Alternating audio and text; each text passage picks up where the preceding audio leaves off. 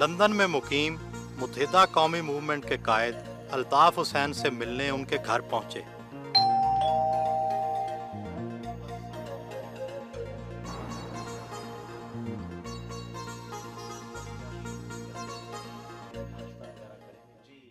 आप 12 साल से लंदन में रिहाइश पजीर हैं। कराची के शब रोज़ और लंदन के शब रोज़ में क्या फ़र्क महसूस करते हैं? कराची के शब रोज़ और लंदन के शब रोज़ में ज़मीन आसमान का फ़र्क है।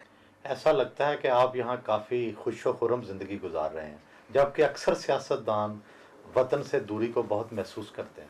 ऐसा शख्स जो अवाम में से हो, अवाम के दरमियान हर वक्त रहे, उसका उठना बैठना अवाम के दरमियान हो, वो जब जिलावतन होता है तो फिर उसे कितना कर्ब होता है ये तो वही जानता है, उसका दिल जानता है और अल्लाह ताला जानता है।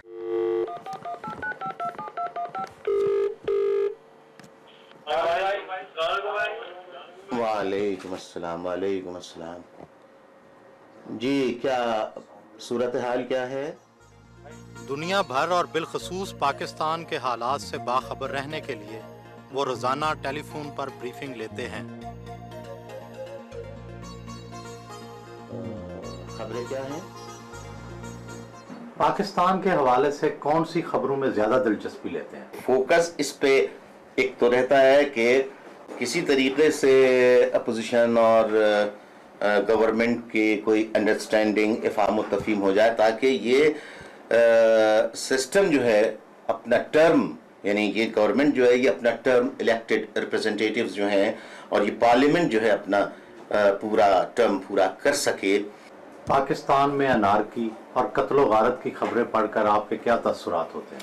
इस किस्म की अफसोसनाक इत्तलात मिलती हैं तो दिल खून के आंसू रोता है, और मैं दुआई कर सकता हूँ कि अल्लाह ताला रहम फरमाए और हमारे मुल्क में लॉ एंड ऑर्डर की सिचुएशन इतनी अच्छी हो, इंसानों की, शहरियों की के जानो माल का तहफ़्फ़ुज़ हो। नाश्ता बनाने के लिए बेगम ने गाउन पहनाया। मर्द की शान शौकत नहीं घटती खाने पकाने से। किसी काम करने से शान शौकत बढ़ती है, कम नहीं होती। किसी कोई काम कमतर नहीं होता, हकीर नहीं होता। काम में अजमत है और किसी काम को करने में शर्म महसूस नहीं करनी चाहिए। जो इस पे बिलीव करेगा, मैं समझता हूँ जिंदगी में अल्लाह उसे किसी का मोहताज कभी नहीं कर सकता। आइए जनाब, बिस्मिल्लाह बिस्मिल्लाह। ये है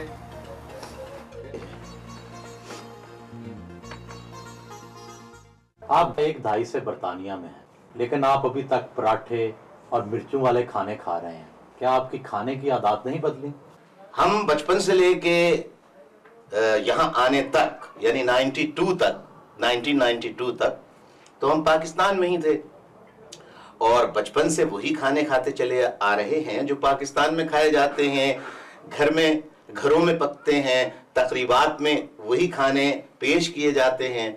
तो जाहिर है कि एक जुबान को एक टेस्ट की आदत पड़ जाती है, उसका छोड़ना जो है वो आसान नहीं होता। 2 साल पहले आपने अपना वजन काफी कम कर लिया था। ऐसा लगता है कि आपका वजन फिर से बढ़ गया है। इसकी क्या वजह है? इसकी वजह यह है कि गुज़िश्ता 2 साल से जो सूरत हाल चल रही है उसमें मुझे अपनी मूवमेंट का ज़्यादा मौका नहीं मिला। कैलोरीज इनटेक बहुत ज़्यादा हो गई और बर्निंग प्रोसेस जो है कैलोरीज का वो हुआ नहीं, लिहाजा अल्टीमेटली वेट का तो बढ़ना जो है एक नेचुरल बात थी। बिस्मिल्लाहिर्रहमानिर्रहीम। हैदराबाद सिंध के अवाम से टेलीफोनिक खिताब किया। मसाइल हल करना है तो इन तमाम सियासी व मजहबी जमातों के रहनुमाओं को अल्ताफ हुसैन की तरह ऐलान करना चाहिए कि हम कभी कौमी सूबाई असेंबली का इलेक्शन या सेनेट का इलेक्शन अल्ताफ हुसैन की तरह नहीं लड़ेंगे, नहीं लड़ेंगे, नहीं लड़ेंगे। अपनी बेटी के साथ जरूर वक्त गुजारते हैं, उसके साथ खेलते और बातें करते हैं। टाटा टाटा टाटा, अच्छा भाई, अल्लाह हाफिज, जा रहे भाई, खुदा हाफिज, खुदा हाफिज, चलो बेटा, चलो चलो। अब दफ्तर जाने का वक्त था।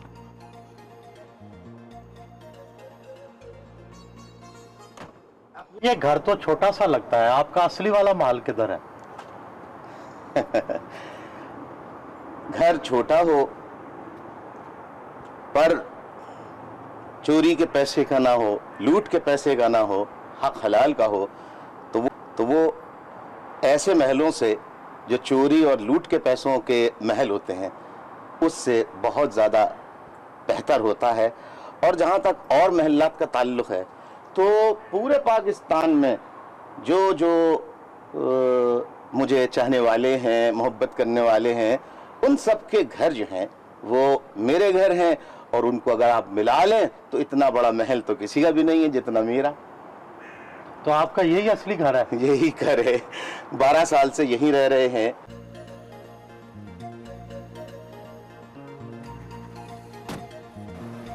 अल्ताफ भाई, आपको गुस्सा किन बातों पर आता है? मुझे गुस्सा जो है ख़ास तौर पर जब किसी को कोई काम दिया जाए वो वक्त पे काम ना करे, उस पर गुस्सा आता है। गुस्से का इजहार कैसे करते हैं? कभी एक्सप्रेशन से, कभी ज़बान से, और कभी वाक़यतन गुस्सा करके। हर शख्सियत के कुछ लाइटर पहलू भी होते हैं। आप हर वक्त तंजीमी कामों में मसरूफ़ रहते हैं। रोमांस के लिए, प्यार के लिए, मोहब्बत के लिए कितना वक्त मिलता है? शादी से पहले ये सवाल पूछते तो ज़्यादा बेहतर था। तो जाहिर है कि सारा रोमांस जो है वो प्यार, सारा का सारा दो ही शख्सियात जो हैं जिन्हीं के अगर आप ज़ात के हवाले से पूछें तो उन्हीं के गिर्द घूमता है। और अब बच्ची हो जाने के बाद तो जब बच्ची हो जाती है तो ख़ास तौर पे बाप जो हैं वो बच्चियों से बहुत प्यार करते हैं।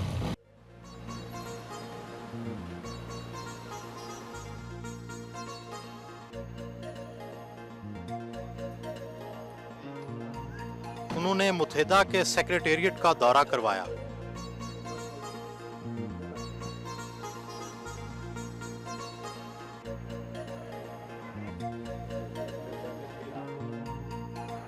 पाकिस्तान के कई हलके ये इल्ज़ाम आयद करते हैं कि आप बेनज़ीर भुट्टो और नवाज शरीफ बैरून मुल्क बैठकर रिमोट कंट्रोल सियासत करते हैं। रिमोट के ज़रिए जो पार्टियां चलाई जा रही हैं तो अल्लाह ताला का फजल है और उसका एहसान है कि अल्ताफ हुसैन का रिमोट अगर है तो वो इतना अल्हम्दुलिल्लाह अभी तक सही सलामत है कि कोई पैट्रियट ग्रुप या कोई काफ ग्रुप, कोई लाम ग्रुप, कोई जीम ग्रुप, कोई अलिफ ग्रुप अल्हम्दुलिल्लाह MQM के अंदर 12 साल हो गए हैं नहीं बना है।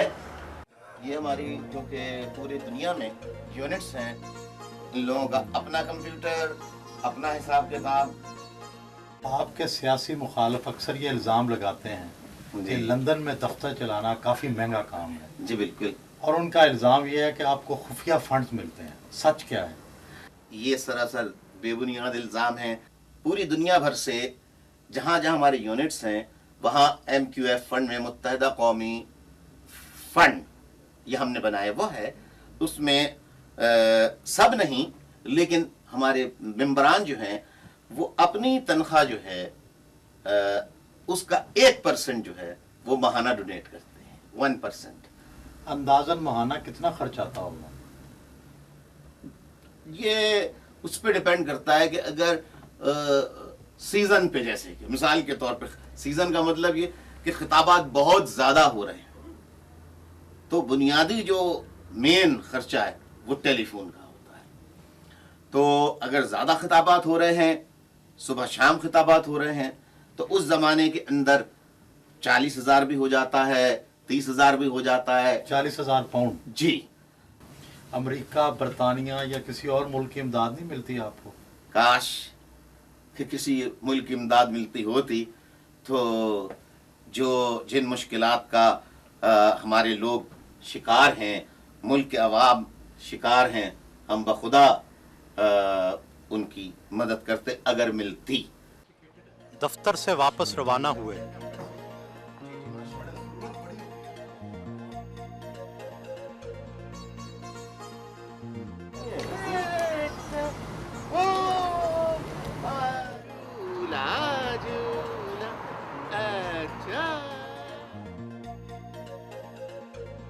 अपनी बेटी और बेगम के हमरा पार्क में सैर करने पहुंचे।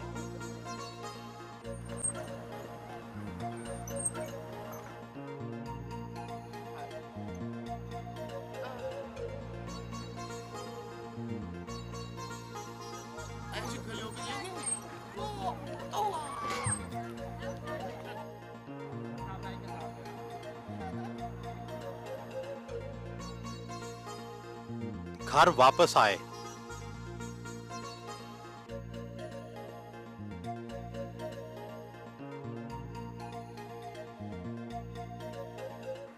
आपने 47 साल की उम्र में शादी की। शादीशुदा जिंदगी ज्यादा मुश्किल है या शादी से पहले की जिंदगी ज्यादा मुश्किल थी?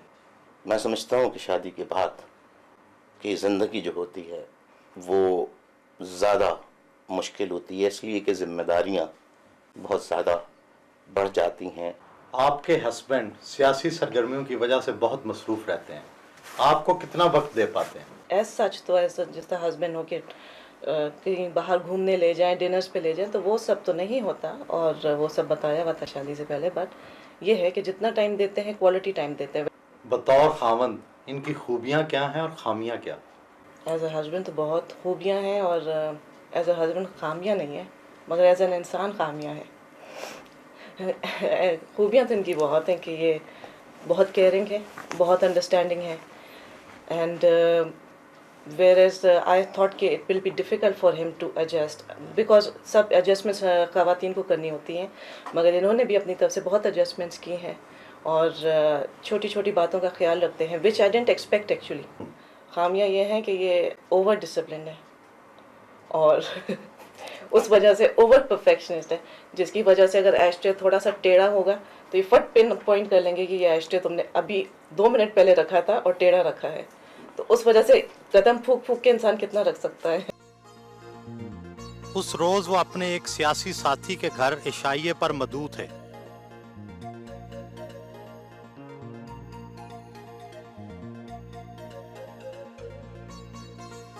साथियों के हमरा रात का पुरतकल्लफ खाना खाया।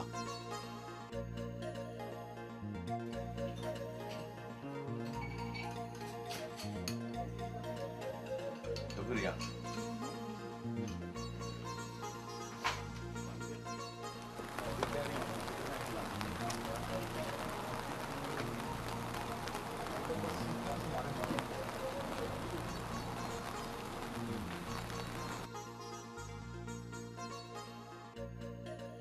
गुज़श्ता एक दहाई से आप एस्टेब्लिशमेंट के खिलाफ मौक़िफ़ इख्तियार किए रखा, अब आपने उसी एस्टेब्लिशमेंट से दोबारा इत्तेहाद कर लिया, ये तो खुला तज़ाद है।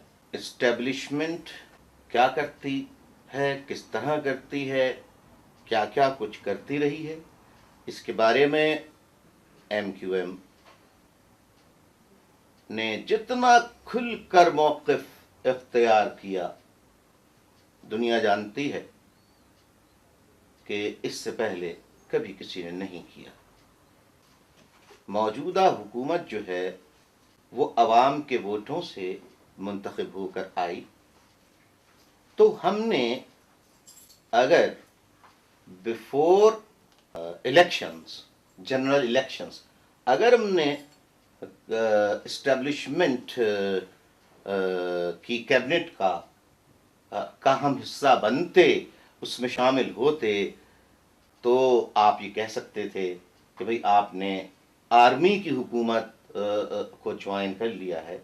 लेकिन हमने तो, हमारा तो कोई न सूबाई सतह पर न विफाकी सतह पर कोई भी इलेक्शन से पहले हुकूमत के साथ शामिल नहीं था। जमहूरी अमल के बाद ही हम हुकूमत के साथ शामिल हुए। आपके मुखालिफ आप पर और आपकी तंजीम पर पंजाबियों, सिंधियों और पख्तूनों के कत्ल का इल्ज़ाम आयद करते हैं, ये इल्ज़ाम किस हद तक सही है?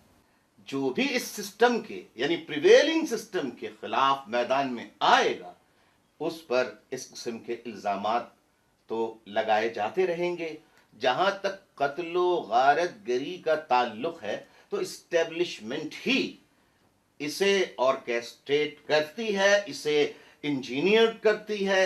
तो ये जो कुछ कत्लो गारतगरी कराई जाती है वो well engineered, well design, well programmed होती है इस्टेब्लिशमेंट की जानिब से, और वो अपने हरकारों के जरिए ये अमल करा के एक इनकलाब लाने वाली, एक नई सोच देने वाली, एक मजबूत जमहूरी सोच देने वाली पुरअमन कुव्वत की शक्ल इस तरह पेश करते हैं अवाम के सामने कि जैसे कि वो पंजाबियों, बलोचों, सिंधियों, पख्तूनों या एथनो लिंग्विस्टिक बेसिस पर लोगों से नफरत करती है और उनके खिलाफ है। ऐसा हरगिज नहीं है। जो इल्जाम लगाने वाले हैं वो अस खुद पंजाबी, गरीब पंजाबियों, हारियों, किसानों के दुश्मन हैं।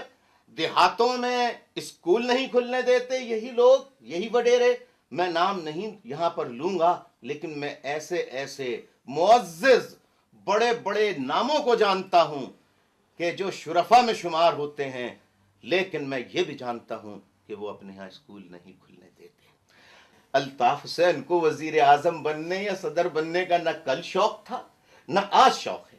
अल्ताफ हुसैन की आरजू, तमन्ना और जिद्दोजहद यही है कि मुल्क में मिडिल क्लास का इनकलाब आए। MQM पर जनापुर बनाने का इल्जाम भी लगा, ये इल्जाम ठीक है? खुदा और उसका रसूल शाहिद है कि वो नक्शे, वो सारी जाली दस्तावेजात वो खुद ब्रिगेडियर आसिफ हारून ने खुद बनाई थी ताकि ये हेडलाइंस शाये हों और पंजाब के अवाम मुतनफ्फिर हों। बाद में फौज नहीं, जब मैंने कहा कि सुप्रीम कोर्ट में इस इल्जाम को साबित करे फौज, तो फिर फौज ने इस इल्जाम को वापस लिया। ISPR की प्रेस रिलीज आई कि फौज ने कोई MQM के पास से जनापुर के नक्शे या दस्तावेजात बरामद नहीं की। हाल ही में जनरल मुशर्रफ ने कालाबाग डैम की तामीर की जरूरत पर जोर दिया है, इस हवाले से आपका क्या मौक़िफ़ है? MQM का मौक़िफ़ कल भी जो था आज भी MQM का मौक़िफ़ वही है कि चारों सूबों के कंसेंसस के बगैर किसी किस्म की तामीर, हाँ वो डैम की हो या किसी और चीज की, अगर उस के कायम करने से एक सूबे, दो सूबों, तीन सूबों को एतराजात या एतराज होता है, तो जनाब वाला ऐसा कोई फैसला जिसमें कंसेंसस ना हो, इत्तेफाक ना हो, वो करने से मुल्क में नफरतें, दूरियां, महरूमियां और बढ़ेंगी। लिहाजा तमाम सूबों को एतमाद में लिया जाए और इस पर डिबेट की जाए ओपन। एक ज़माने में आप अपने मसाइल के हल के लिए भारत की तरफ देखते रहे, क्या अब भी ऐसा ही है? मुझे ये बताया जाए कि मेरा कौन सा बयान, कौन सी तकरीर ऐसी है जिसमें मैंने भारत के रहनुमाओं से या भारत के दानिश्वरों से खिताब करते हुए कभी ये कहा हो, आइए आप आकर हमारी मदद कीजिए, MQM वालों की मदद कीजिए। कब कहा है? दिखाइए। इल्जाम लगाने के साथ साथ सबूत भी फराहम करना चाहिए। मैंने ऐसा कभी नहीं कहा। जो उस वक्त कहा था वो आज भी कहता हूं और जिसे सच समझता हूं वो कहता रहूंगा। हम पड़ोसी ममालिक आपस में दोस्तियां पैदा करने के बजाय अपना जो बजट का बड़ा हिस्सा है वो डिफेंस पे खर्च कर रहे हैं, जबकि दोनों ममालिक के लोगों को रोटी की जरूरत है, तालीम की जरूरत है, खुराक की जरूरत है, साफ पानी की जरूरत है। 3 जंगें हम लड़ चुके हैं। अगर ये फैसले जंगों से होने होते तो 3 जंगों को करके हम ये फैसला कर चुके होते, आर हो जाता या पार हो जाता, कि कल तक जो भारत से दोस्ती की बात करने को गुनाह और गद्दारी से ताबीर करते थे, आज अल्हम्दुलिल्लाह बड़े बड़े उलमा, नामी गिरामी उलमा, खास तौर पे जिहाद का दर्स देने वाले दोस्ती की खातिर बड़े आराम से भारत का दौरा करते हैं, दोस्ती की बात करते हैं, एलओसी की बात करते हैं, फिर भी मुहब्बे वतन रहते हैं। और अल्ताफ हुसैन बात करे तो गद्दार कहलाया जाता है, करार दिया जाता है। फर्क सिर्फ इतना है कि वो जो बड़े बड़े उलमा जो जा रहे हैं दानिश्वर, वो इस्टेब्लिशमेंट की छतरी के साए तले जाते हैं, और अल्ताफ हुसैन जो बात करता है वो किसी छतरी के साए तले बात नहीं करता, जो दिल में होता है वो जुबान पे होता है, जो सच समझता है वही कहता है। एक सियासतदान की हैसियत से आप पाकिस्तान का क्या मुस्तकबिल देखते हैं? स्ट्रेटेजिक हवाले से ताल्लुकात करीबी पड़ोसी ममालिक से बेहतर ना हो, और मुल्क के अंदर कल्चरल प्लूरलिज्म ना हो, बल्कि एथनो लिंग्विस्टिक पर्टिकुलरिज्म हो, तो ऐसी सूरत में हम मुस्तकबिल को अच्छा करार कैसे दे सकते हैं, जबकि इकोनॉमिक कंडीशन जो है वो पाकिस्तान की बेहतर नहीं है। कब तक IMF और वर्ल्ड बैंक की हम आर्टिफिशियल रेस्पिरेटरी जो ट्यूब्स हैं उसके जरिए सांस लेते रहेंगे? अगर आज ये इमदाद बंद हो जाए, कितने दिन पाकिस्तान अपने पैरों पर जिंदा रह सकता है?